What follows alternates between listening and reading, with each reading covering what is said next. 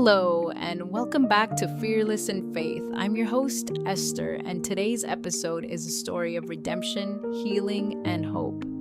If you've ever struggled in a relationship or faced brokenness that felt beyond repair, this story will resonate deeply with you. Our guests today are Mark and Emily Roberts, a couple whose marriage was once on the brink of divorce due to betrayal and resentment. But through counseling, prayer, and surrendering their relationship to God, they found restoration and a renewed love for each other. Before we hear their incredible story, let's reflect on this powerful verse from Isaiah 61:3. He gives beauty for ashes, the oil of joy for mourning, and a garment of praise for the spirit of despair. This verse reminds us that God can take even the most broken situations and turn them into something beautiful. Now, let's welcome Mark and Emily to the show. Mark and Emily, thank you so much for being here. Thank you for having us, Esther. It's an honor to share what God has done in our lives. Yes, thank you. It's still hard to believe how far we've come, but we know it's only because of God's grace. That's wonderful. Let's start from the beginning. What led to the struggles in your marriage? About 3 years ago, I felt like my life was crumbling. My marriage was falling apart, and I was broken. Mark and I had been married for 7 years at that point, but those years were filled with growing resentment and emotional distance. The love we once shared seemed like a distant memory. The breaking point came when I discovered that Mark had been unfaithful. It was like a knife to my heart. The betrayal shattered every ounce of trust I had in him. I was filled with anger, bitterness, and a sense of worthlessness. I blamed myself, thinking, what did I do wrong? And at the same time, I blamed Mark for everything. I wanted to leave, and I even filed for divorce.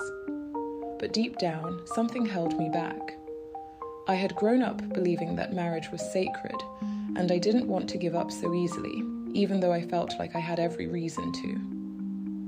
I was torn between my anger and the faint hope that maybe, just maybe, God could still work a miracle. I wish I could say I didn't know what I was doing, but I did. I allowed pride and selfishness to take control. I justified my actions, thinking that Emily and I were already so distant that it didn't matter.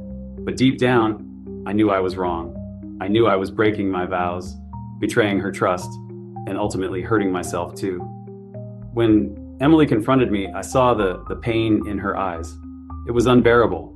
She asked me, why? And I had no answer that could justify my actions. She moved into the guest room, and for weeks we barely spoke. The silence was deafening. I felt trapped in shame, but I didn't know how to fix it. Part of me thought, it's over. She'll never forgive me.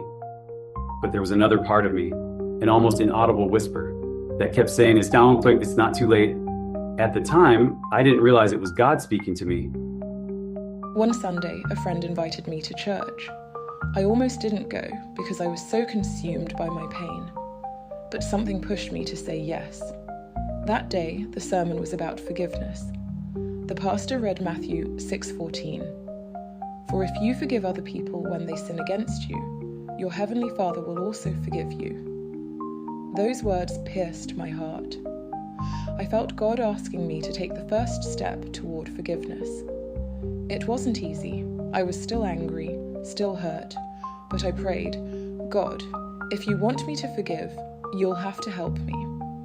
After the service, I asked the pastor if he knew a Christian counselor who worked with couples. He gave me a recommendation, and later that week, I told Mark I was willing to try counseling, on one condition: he had to be willing to change. When Emily told me she wanted to try counseling, I was shocked. I'd already assumed our marriage was over. I felt unworthy of another chance, but I knew I couldn't let this opportunity slip away. The first counseling session was tough. We had to confront a lot of buried emotions, anger, pain, and even my own fears of inadequacy. But it was during one of those sessions that the counselor asked me a simple question. What kind of man do you want to be in God's eyes? That question hit me hard. I realized I had been living for myself, not for God or my family. That night, I prayed for the first time in months. I asked God for forgiveness and for the strength to become the husband and father Emily deserved. Counseling became a safe space for us to communicate. For the first time in years, I felt like Mark was really listening to me. We started praying together before each session, asking God to guide us. One day, I shared my biggest fear with Mark, that I would never be able to trust him again. Instead of getting defensive, he looked me in the eye and said, "I'll spend the rest of my life earning back your trust." That moment gave me hope. I began to see how much damage my actions had caused, not just to Emily, but to myself as well. I committed to rebuilding our marriage brick by brick. I stopped making excuses and started taking accountability. We also started reading the Bible together. One verse that became our anchor was 1 Corinthians 13:7. Love always protects, always trusts, always hopes, always perseveres. It reminded us that love isn't just a feeling, it's a choice and an action. Day by day, as we surrendered our marriage to God, we saw Him begin to heal what was broken. Over time, I started to see real change in Mark. He was more patient, more present, and more intentional about showing me love and respect. The walls I had built around my heart began to come down. It wasn't an overnight transformation. There were still tough days, but every time I felt doubt creeping in, I prayed, and God gave me the strength to keep moving forward. Our relationship today is something I never thought was possible. The love we share now is deeper, stronger, and more rooted in God than ever before. Emily's willingness to forgive and God's grace saved our marriage. I'm not proud of the mistakes I made, but I'm grateful for the lessons I learned. I've realized that God can take even our worst failures and turn them into something beautiful. That's so powerful.